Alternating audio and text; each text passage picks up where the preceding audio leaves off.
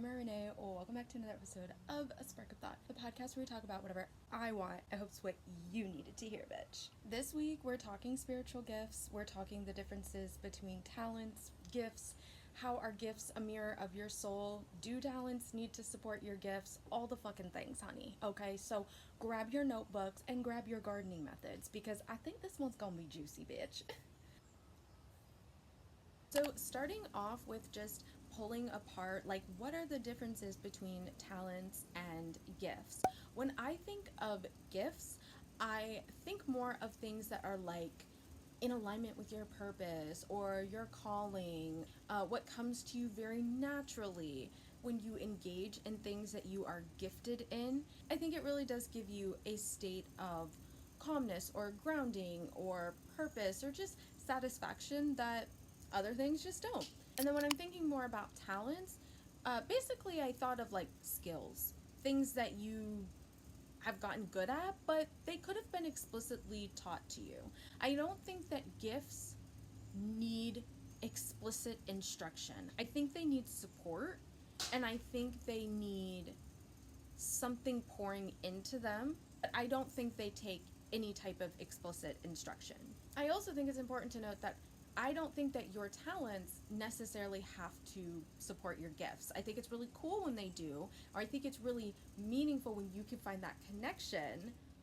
But I think as evidenced by like discipline bros and like grinders and the meaning crisis, I think that there is a lot of proof in the pudding that shows being talented alone isn't enough. When we're thinking about that, let's kind of explore the differences between a skill and a gift as it relates to being like a mirror of yourself. So I made this little diagram on Canva. I'm not sitting at my computer, so I apologize if my graphics don't exactly align with my words. Sometimes I like to do my note-taking like in my notebook, on my dispensary bag, on the back of a receipt paper.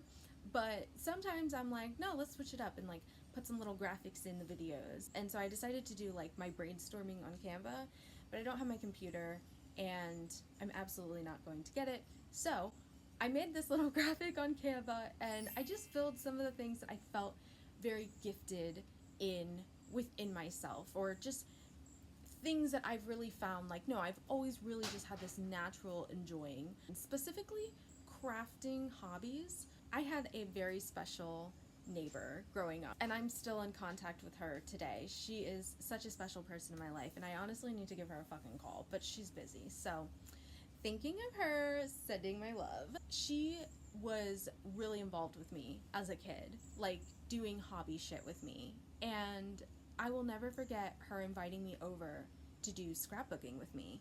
And we made a Father's Day card, and I think we made a birthday card. We made all these little cards. I had such a fucking fun time. Because I remember thinking, oh my god, unlike an art class, this is untimed. And I could just relax and enjoy myself. Because I loved art, I never got to finish my art projects because I never finished on time. And so I would say that my gift is art. But I wouldn't necessarily call myself a talented artist. Does that make sense? I don't have a lot of skills. I'm in this phase of like developing what I like and learning about art as a medium and like understanding that, yeah, you can want something to work out that way, but like you have to respect the mediums. So I wouldn't necessarily call myself a talented artist, but I would say that art is something that I feel so deeply called to. I'm willing to say that when I engage in art, I am engaging in a part of myself that is so honest that it feels in alignment with who I am. A talent that I do think I have is cooking. I definitely bust down in the kitchen, okay? But I'm not a gifted chef. I had to learn tips over the years. I've watched different cooking shows with family over time. I did learn a lot from HelloFresh, even though I would never support HelloFresh today. I did learn a lot, and then just practice. So now I do feel decently talented. Like, I feel confident that when I cook, it's gonna be good, but I'm not gifted. It took practice. It took explicit instruction. We all fucking know I got the gift of the gab, bitch. But like, talking has always been so important to me. I learned how to talk very quickly. I have been singing, watching talk shows, even if I didn't give a fuck what they were talking about. Communication, thinking about why communication exists, linguistics, the art of translation, the way that languages have evolved, all of that shit. But I do feel like a gifted communicator. Like, I see people I hear all the time. I don't normally tell people this. I don't know why I'm telling you this. I have a way of holding space with people. I have a way of connecting with people. I don't feel like I get like overwhelmed too often. I feel like I'm very affirming of people. Like, yeah, that is a gift of mine, honey. But am I a talented communicator? My editing has gotten better since I first started, so maybe you don't know that the answer is hell nah. But like, I am not a talented public speaker. I can do it. I will do it. I will practice. I will do it. I will zone the fuck out and just turn into presenter mode. But I'll also try to like take time to scan the audience and feel engaged and like be like, all right, girl, like don't lose yourself. But I am not the most talented, okay? But my ability in that moment of going, girl, you look like a robot, take a second. These are just people. Look at the people. Talk to the people. That's my gift. That ability to be like, you're losing yourself. Ground. That's my gift. Is being able to like want to connect with people, want to talk to people. Do I feel like the most talented YouTuber of the world? Absolutely fucking not. But I do feel like from a year ago to today, I know how to handle the creative process so much better. So much better, honey. And so for that, yeah, my talent has grown. Like, I'm not going to deny myself of that. If you're curious about pondering more, tearing apart, whatever the fuck the difference is between talents and gifts, I did make some little cutout craft for you. I put like a variety of different talents and gifts, and I figure you just put them wherever you think they belong in your Venn diagram, if they even relate to you. And I will also create a post over on my Patreon that includes the PDF download link and also the Canva view link. Okay, and with all that being said, honestly, I just want to take an opportunity to personally call myself out. Because if there's one thing you're gonna learn about me, I love people, but I do think I am a little bit of a main character girl. A lot of things always come back to me, bitch. We call it introspection on this corner of the internet. So I was very excited to make this podcast, and I'm so happy with how it turned out, and I know that the girls who get it are going to love it, and I was on fire this week. Like, can we just say that? The thing about it is, so when I first sat down, I actually filmed this part first. So before even being able to do this podcast, like, I had to get this gunk out. And that is, honestly, I didn't think that I was even going to sit down and talk about gifts and talents this week because of my fucking nihilism. Call it nihilism, call it autism, call it when you wake up and you see what the world is doing before you've had a bowl on the back porch in the morning, girl.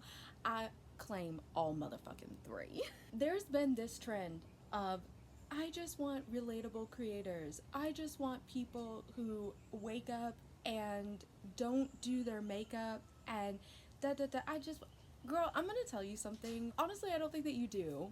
I really just don't like when people get online and lie to themselves. Y'all don't want ugly people on your screens. If you did, you would have them on your screens. If you wanted black people on your fucking TV screen, you would go out of your way to, every time you search something, look for the darkest skin that you can click on, and you would start with their voice. Maybe not even first. I don't really think about it that hierarchical.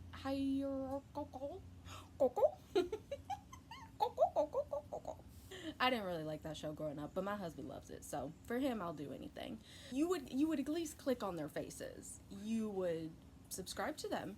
You would listen to them when they challenge you. You would have them on your screen. Girl, you are so filthy dirty. Look at how dirty she is. Look at that filthy butt. Woo. But it just really irks me how much people lie about it. Like, reframe it so that it's accurate. You don't want ugly to be in, you want to be pretty. God, a bird just landed in my tree and like ate a berry off of it. And that's so funny because I was wondering if I should sit on this side of the table or that side of the table, and I wouldn't have seen that if I was sitting on the other side of the table. So I know that y'all don't believe in synchronicities, but the universe is always allowing you to witness a miracle. Sorry. Anywho, no, y'all really don't want relatable.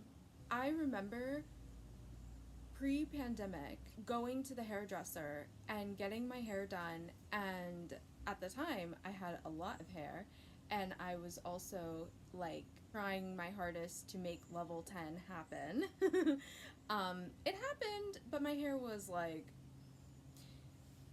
it's better if we just shave it. And then I ended up being like, wait, I look really cool, let's stay bald.